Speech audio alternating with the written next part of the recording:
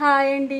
11:30 అయ్యేంతవరకు అలాగే కూర్చుండిపోయి ఏదేదో చేద్దామని ఏదో చేస్తానండి. ఆకలి బాగా విపరీతంగా వేసింది. ఇంక ఈ ఆకలిలో అమ్మో ఇప్పుడు ఎలా చేయగలనా లేదని లేచాను. అయినా సరే సడన్గా నాకు ఒక ఐడియా వచ్చింది. ఏదో చిన్న ఐటమ్ చేసుకుని తినేద్దాంలే ఈ రోజు అని అనుకున్నా. కానీ లేదు వంట దగ్గరికి వెళ్ళేసరికి బాగా ఆలోచన వచ్చేసిందండి.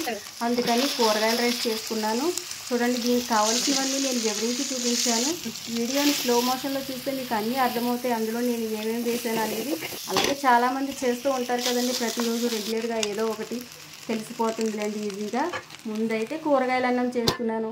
తర్వాత సర్లే సరిపెట్టేసుకుందాం, ఏదో వత్తి తిని ఏదో ఆవకాయ వేసేసుకుందామని అనుకున్నా.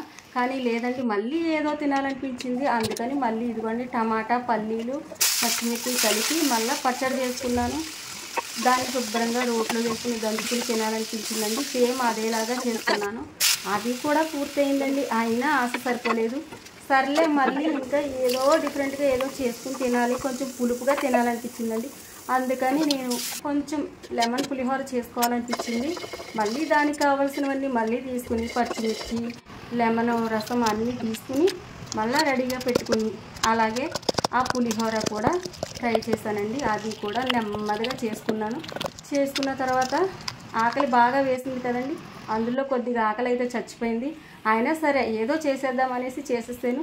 ఎందుకు ఇన్ని చేశానా నాకు కూడా ఇప్పటికీ ఆలోచన రాలేదు. వంట దగ్గరికి వచ్చేసరికి దనా చేసుకోవాలనిపించిందండి, చేసేసుకున్నాను. అలాగే మీరు కూడా ఇలాగే బద్ధకంగా ఉన్నవారు వంట దగ్గరికి వెళ్ళేసరికి హుషారు వస్తే ఇన్ని వెరైటీలు మాత్రం చేసేయకండి. ఏదో 1-2 చేసుకోండి. నేను చూడండి ఎన్ని చేసుకున్నాను. నా వీడియో నచ్చితే లైక్ చేయండి, షేర్ చేయండి, నా ఛానల్ సబ్స్క్రైబ్ చేయండి.